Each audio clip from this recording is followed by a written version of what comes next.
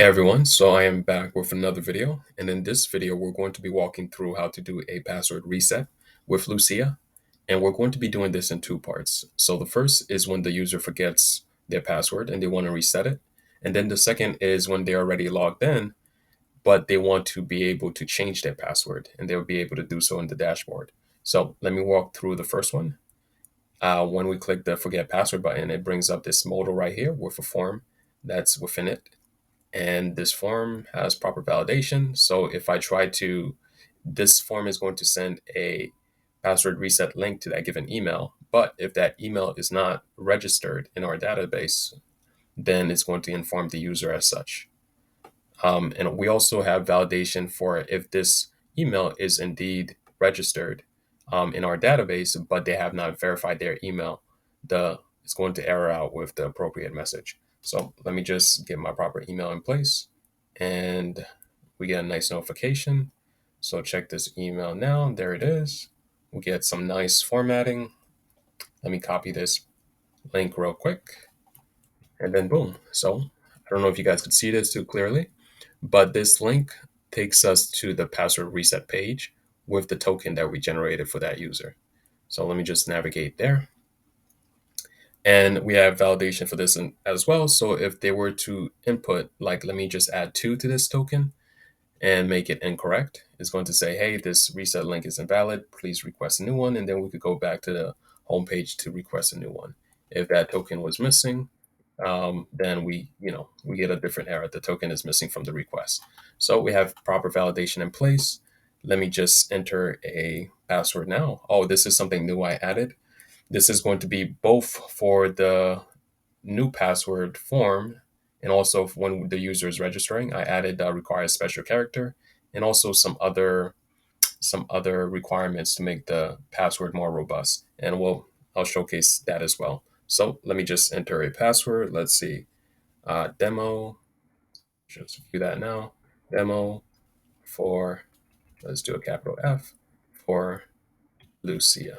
This is such a long password, so I'm going to copy it to remember it, and let me add a special character. And boom, and all those warnings went away as I filled out those requirements. So we got that in place. I submit. It automatically logs me in it with a message to inform me of what happened. And I am on the dashboard. So now on the dashboard, I'm going to change my password. So let's just make this 3-3. Copy that. Boom. Oh, actually, we could actually showcase something real quick. And let me see. How do I? There we go. So if I try to, I think the password was 1. If I try to create a new password that's the same as the old, we're going to also get an error message. Hey, the new password cannot be the same as the old password. So that's an extra validation that we have in there. So let me just put, I think 3-3. That should look good. Let me actually just copy this right here so I can see what I'm doing. 3-3.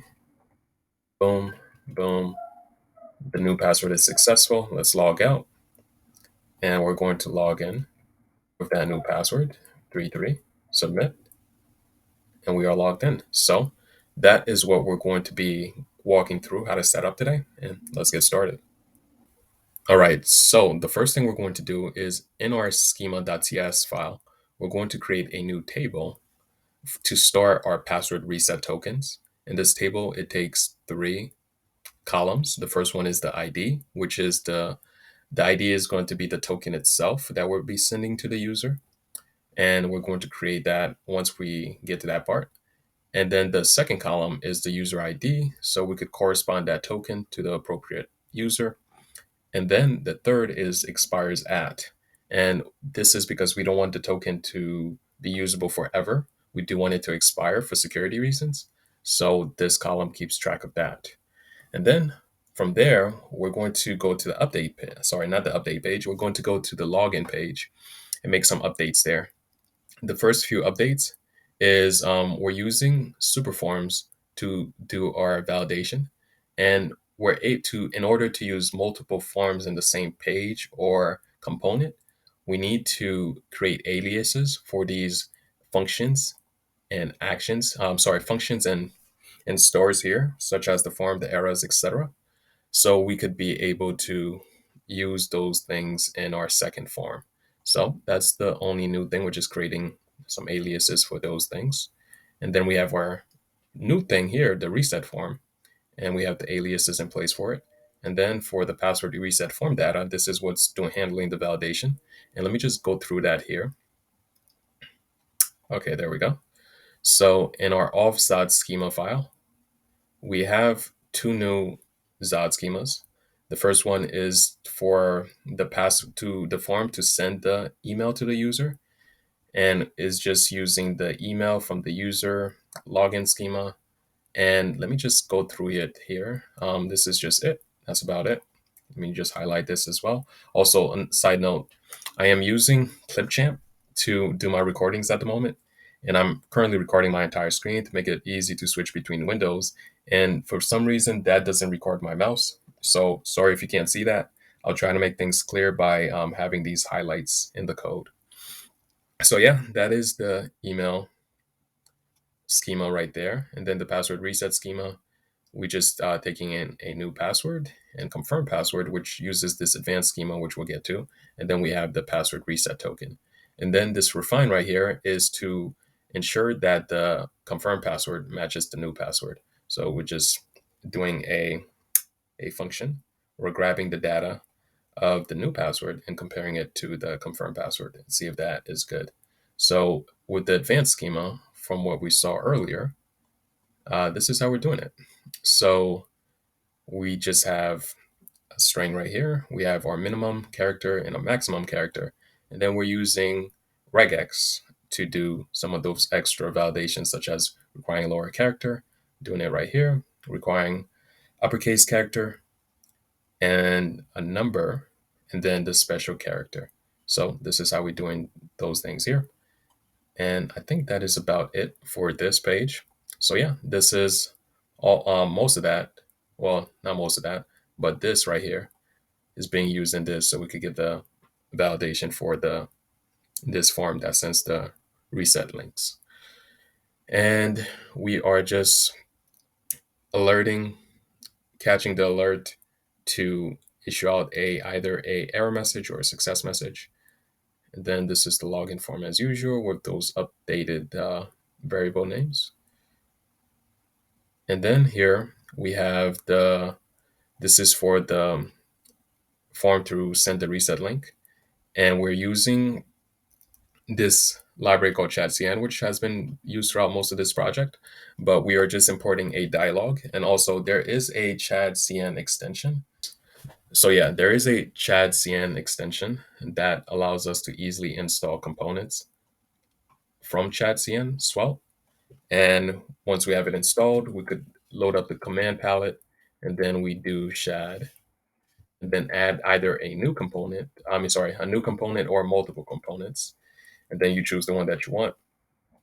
And you just import it as such. You guys can follow the documentations. Also, if you do want, I can make a video for ShadCN, so just let me know.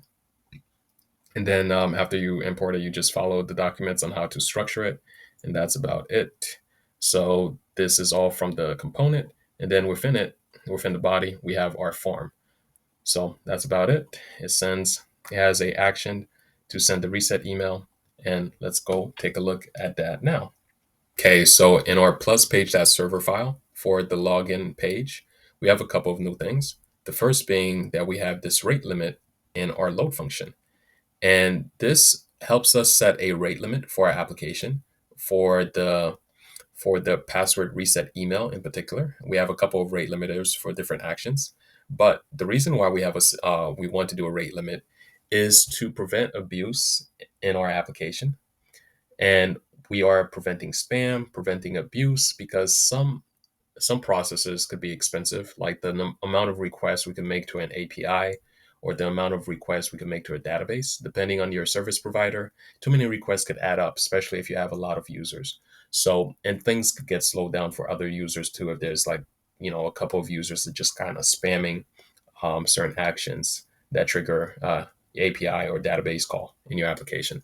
So to try to avoid that, we have rate limits to do this. So, And let me just show you how it looks like. So I currently have a rate limit of 2 requests per minute for this particular action. And let me just show you guys how that looks like. So the first request, it goes through. The second request goes through. But once we get to the third request, we are rate limited. And we have a proper message letting us know what happened and also how long till we could try again. So this counter updates per request. So that's what that does. And the way we were able to set this up is from this nice library here by Cisco called SvelteKit Rate Limiter. And it allows us to do rate limits for various things. It's using in-memory caching through this library, but we could swap it out for something else, whatever you want to use. I didn't really get too deep into this part of it. I'm just using the bare bones, but you guys could explore that if you want to. So you install it as such, and then how to use it gives these instructions. I actually have some bit better comments in my code for how to use this. So let's go through that. All right, so we created a function to be able to create multiple rate limiters because we're going to be using multiple rate limiters in our application. And when we create a rate limiter, we're going to have to configure these options here with the instance of the retry after rate limiter. This is a bit different than what we saw because this library returns the rate limiter, which we saw in the GitHub, and also this one that we're using here. Now, what's nice about this one is that it returns a retry after information, which informs us the number of seconds before the request should be attempted again. So that information is useful feedback to the user. So that's why we're using this one. It takes an object as the other and with a few properties. So the first property is IP, and this sets a rate limit for the IP that the user is using. Now, this IP could be the Wi-Fi they're using or their internet service provider. And here's the scenario, right? So we in a company building, say there's 10 people, and they want to make a password reset request to your application. Now, if each of them makes one request, on the 11th request, everybody's going to be blocked out. They're not going to be able to make any more requests for about an hour. So this is what this is doing. Assign a value of an array. And the first value is the amount of requests you can make per duration. And then the second element is the duration itself. And if we look, we could select a few different durations. As we could see here, H means hour and it means 1 hour, as well as M means minute and just for 1 minute. So with the second property, it is rate limiting against the IP plus the user agent. The user agent is the user's browser rather. So that is set for a rate limit of 5 per minute, 5 requests per limit. So finally, the third layer of defense for the rate limit is the cookie. And the reason why we need this one is because the IP plus the user agent restricts a user from a specific browser on a specific IP, while the cookie restricts requests from a specific browser regardless of the IP. So if the user were to switch their network, meaning that their IP would be new, they would still be able to make requests. But if we have a cookie set to their browser, they will still be restricted if they're using the same browser. Now, this is not foolproof because if they were to switch IP address as well as a browser, they would still be able to make requests for new rate limit. But it is something to do that. So yeah, these three are needed because if we were to just set a rate limit for the IP, again, that's going to affect other users using that same IP. They're going to rate limit each other. So that's why we get more specific with these last two. So that is that. Within the cookie, we set a cookie name, so it could be unique. We set a secret. This, it could just be any string for the most part. I think it should be set on the server as it was specified in the GitHub. But I'm using a server file here, so I just set it right here, as we could see. And we have the rate limit itself. So for this one, we're doing 2 requests per minute. And then we have this property called preflight for true. Now, this is needed because it allows the server to set a cookie on the user's browser before they make a request. So let's actually just go here now. So preflight itself is a preliminary, well, a pre-checked rather, to make sure that everything is good before the actual HTTP request itself could go through. Think of it like, say you're at an airport, and before the airplane could take off, you want to make sure that everything is good, that pre-check. So this is doing the same thing for the browser. So yeah, the cookie is being set before the actual request is being made. This cookie is used to track the user's request and apply the rate limit. If the pre-flight wasn't used, a user could potentially send many requests in a short amount of time before the cookie is set, bypassing the rate limit.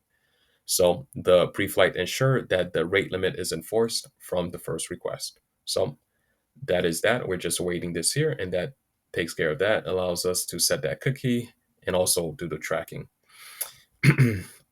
So yeah, these are the different rate limiters I have with the different actions. The one to verify the email verification code, I should specify that in the name to be more clear, but that's what that's for. And then we have the one for the password reset, the one that sends the email, the one for the actual password reset itself on the password reset page, and then the password reset on the dashboard. So that is that. All right, so the next steps is to create a form action to send the password reset email to our user. And this form action, again, is being done in our plus page.server for the login page. And we are first validating whether or not that this email is correct. And if it is, then we are proceeding to check if they are currently rate limited. And if they are rate limited, we're going to return a message informing them as such. Also, we're doing this rate limiting check before we could proceed to any of the other processes, such as checking if a user exists in our database.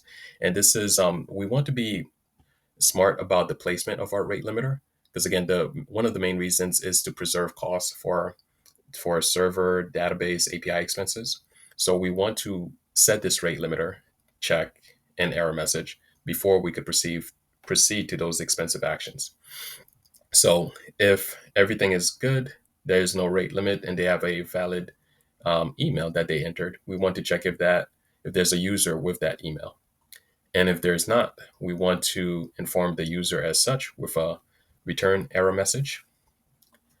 And also want to check if that user verified their email, because we don't want to send a password reset to an email that doesn't belong to them or possibly doesn't exist. So this is what this is for.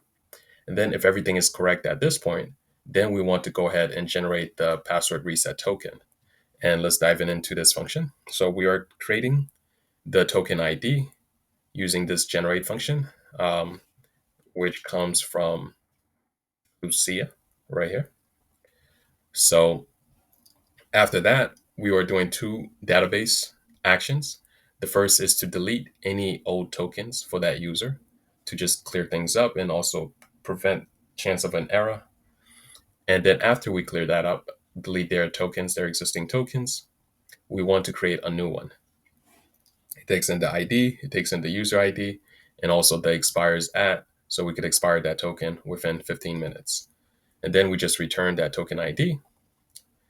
And then once we get that token, we could send an email to our user. So I made a few updates to this since the last video. Let me actually close this down.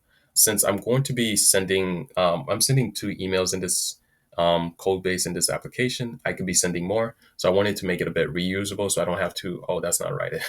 So I wanted to make it a bit reusable so I don't have to type all of this each time. I could just enter the contents of the email and then proceed from there. So yeah, I just created a reusable function to send an email using resend.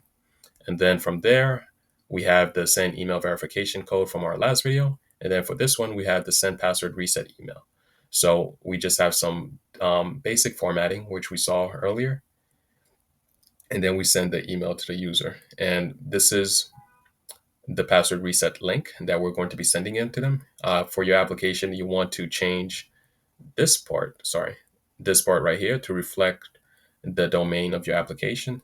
And then you could change the pathing however you want and go from there. So that is the email gets sent to them. After sending that email, we want to check if it was successful or not. And if it wasn't, we want to error out a message to inform the user as such. And if everything was good, we want to just return a success message.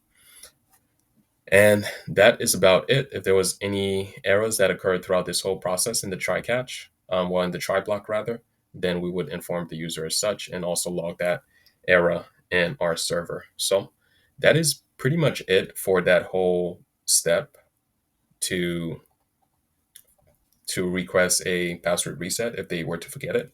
So that's what all that does. And then from there, actually, did we send the password? Yeah, we did. So let me just send a new one because the link expired. And then we go here. Where is it? There we go. This is very long. Let me just copy this link right here. And then we could go to this page right here. And let's see how this page got constructed and the actions behind it in the next steps. All right, so to get this page constructed, we created a new route called reset password with two files.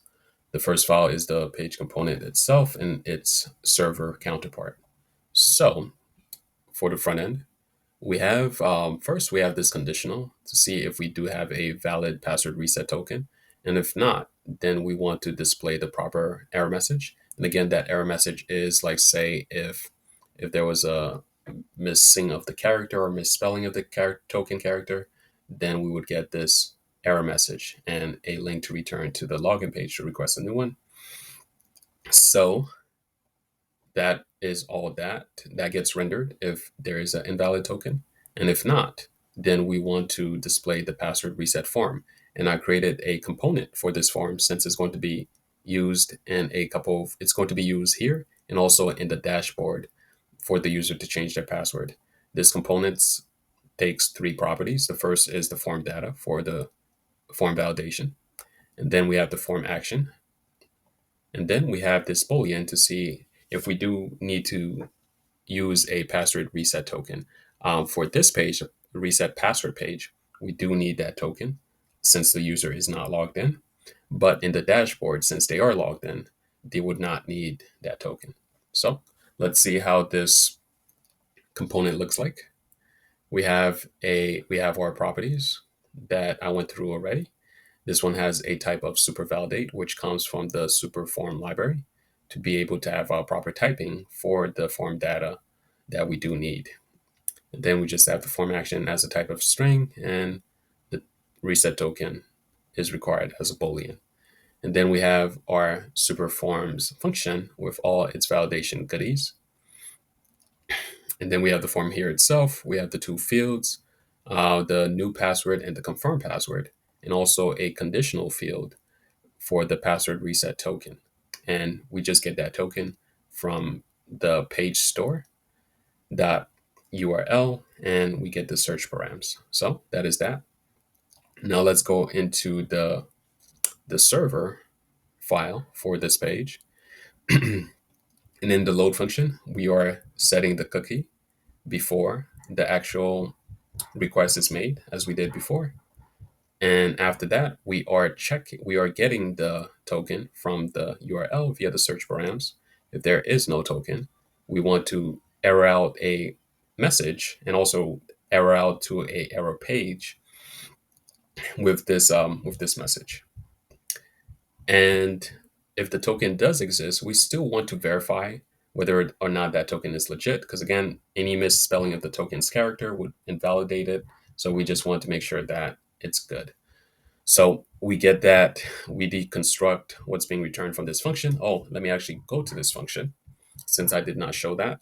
It takes in a token ID, and we're using that token ID to query against the password reset tokens table and see if we got any rows for that. If we don't have any rows based on that ID,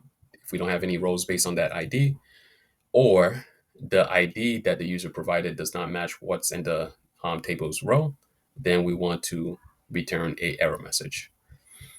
And also, if that token is expired, we want to return an error message. But if not, if everything is good, we want to return success is true along with the user's ID, so we could use that to update their password. So yeah, we are just sending some of that information to the front end so we could be able to render those proper error messages if the token is not valid.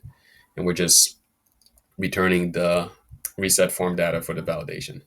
So now in our form actions, we have the reset password form action. We are validating the form to make sure that the new and confirmed password is correct. And if it is correct, then we want to check if this session is currently rate limited. If it is, we're going to error out the proper message.